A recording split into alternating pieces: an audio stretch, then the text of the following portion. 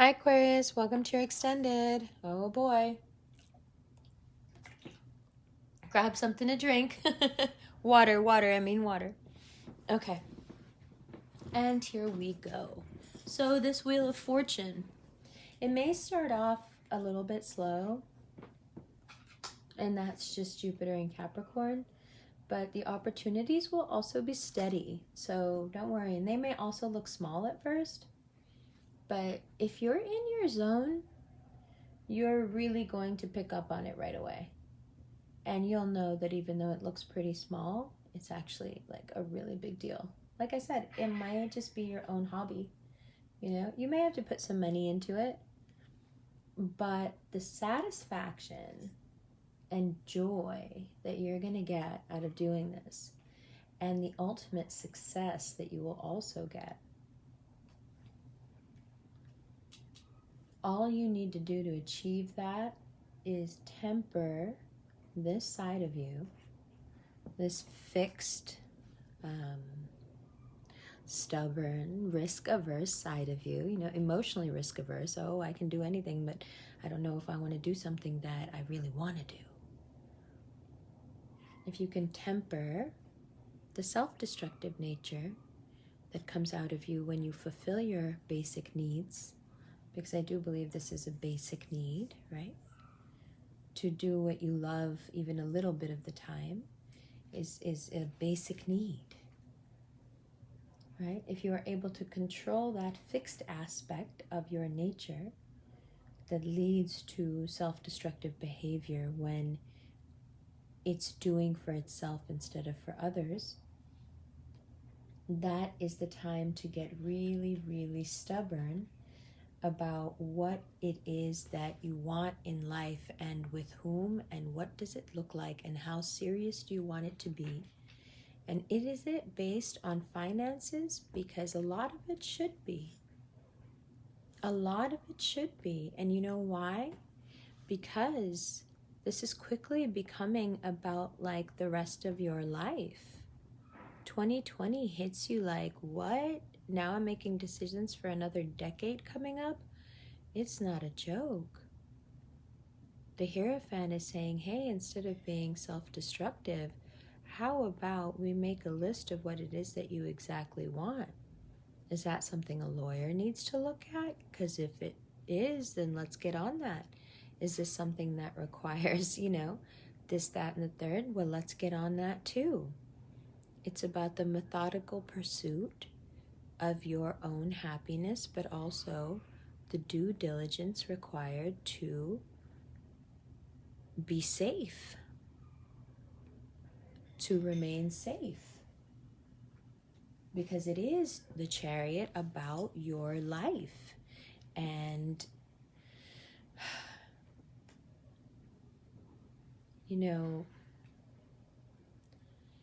this Leo energy here,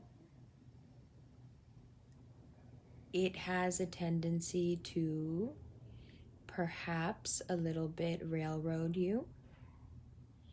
And it has been across from you a little bit crazy. Leo energy has been a little bit crazy and difficult and painful for no reason. But again, that is being transmuted. And there's also big chances that a heartbreak that you endured of some kind made you aware of, or made this powerful fire sign aware of you. And through that, you gain some new opportunity, some new work, some new money, some new something. Okay. Excuse me. And then we go to the Ten of Swords up here.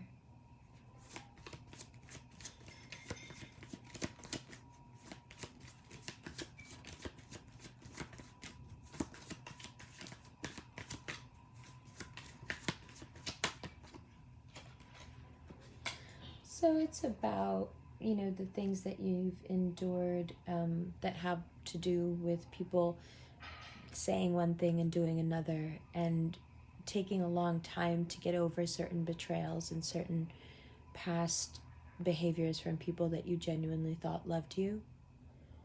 It's been a hard road, And of course, it affects your money. But here again, it's saying whatever those lies were, whatever those, deceptions were, in payment for that, now you receive, monies, and it's coming at you from all these different directions. And it's about, the money is tied up with love and marriage and things you don't even know, people who like you and you don't even know yet.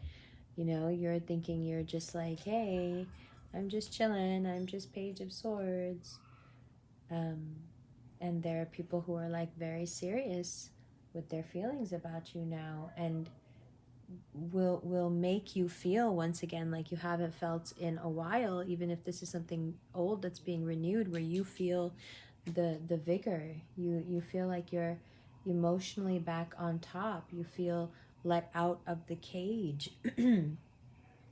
If there is an earth sign X in your past, I would suggest that you leave them in the past, because that's just going to drag you through messages and more messages into a place where they're making you think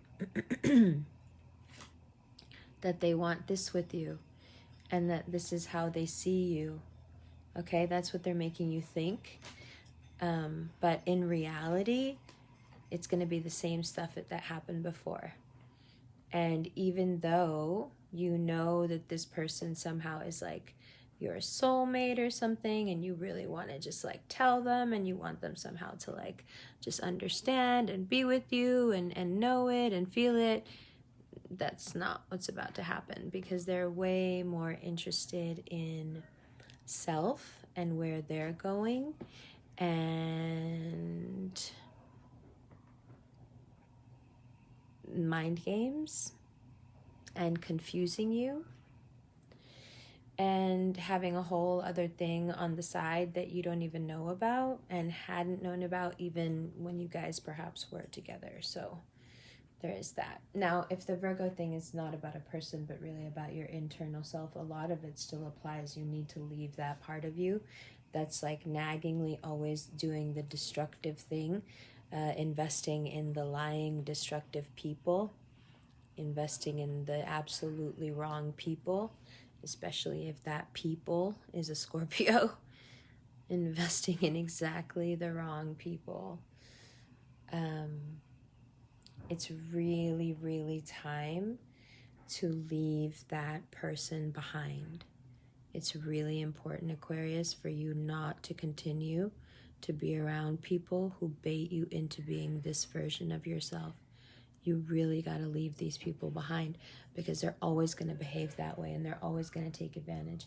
And instead, you can have an opportunity here to be so much more yourself and be really creative and really free and completely out there on the edge like you used to be, instead of being stuck in this strange, like love triangulation, depression, awful thing with someone who just keeps treating you like an option. Doesn't have to be an earth sign, but just won't give you a straight answer and keeps feeding your feelings, but also makes you feel like it's never going to happen again. And like just whatever that was that took its toll on you. With a little rest and a little luck, you find yourself feeling so much better. But the risk has to be taken and the rest has to be taken as well. And if you are able to do those two things, you are able to attract the kind of love that won't do the things we're talking about. That you attract a committed kind of love, Four of Wands. That you attract a family-oriented kind of love, Strength, the Leo card. That you attract an abundant kind of love, Queen of Pentacles. And it all starts with you doing what? Taking risks and resting. Good, now we're going to do a new shuffle. And then we'll see what's going on for January 2020.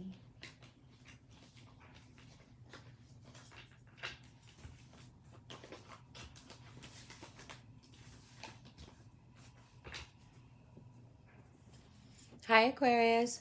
So it's the next day, and I'm doing your shuffle for January 2020. So that's why I didn't put your reading out yesterday, because I just wanted to give myself a second before I did your January read. They're doing construction right outside the window, but it shouldn't be so bad. Yeah. It's just gearing up to be such a good time for you. In so many ways. Not just love, not just money, but it's like something deeper.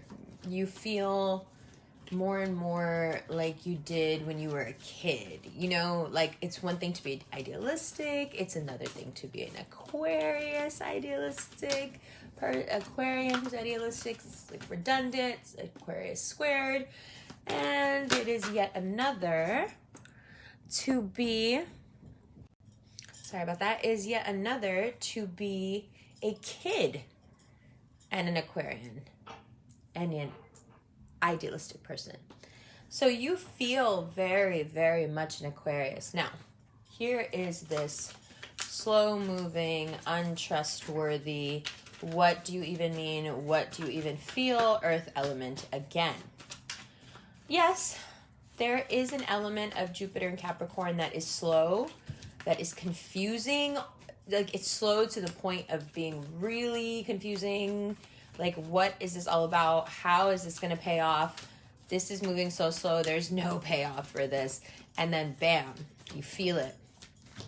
And the more you feel it, the more you will lean into this feeling and let yourself be more open about your creativity, be more open about your interests, put yourself out there at the risk of feeling ridiculed or mocked or different. Aquarians have always felt that way, but now in 2020, you just don't care that that's what people think. You stop feeling like an outsider because you forget about the outside. Aquarians go in 2020. Bam. And that steady Jupiter in cardinal earth progress just continues, builds up, becomes stronger, becomes something where you're like, okay, now we're moving a little bit. Okay. And here comes the love, and here comes, what did I say? Oh, sorry, I didn't even see that. I didn't even see that. What did I say? Not just love, but also money, but also you getting to be completely yourself, unapologetically. But be careful also, because this makes sense to me. Because being unapologetically yourself can quickly, be right here. You need to look across from you at that Leo energy, and you need to temper yourself with it. You know what that energy is? It's humble. It's an energy that has had its heart broken. You know what I'm saying? It's human. When you think of Aquarians and Leos, the way in which they're polar opposites is like, to us, y'all can seem like aliens, right? But also to us, Leos can seem the most human because they're the most affectionate. And you being, at least in the ways that society has taught us is affection, the least affectionate. That's that King of Swords energy there. So yes, 2020, especially January 2020, we're moving into your beautiful season. Yeah, it's going to be great for you in so many ways, but it's also going to give you the opportunity to be very much yourself in the ways that hurt, in the ways that loop, in the ways that are toxic. So you have to consciously make the decision in January, like this drill, to shave away, no matter how yucky it sounds, all of that which does not help you, 7-7, produce, provide, live, grow. Anything here, get rid of it. Get rid of it. Like I said, use that Leo energy. Love you.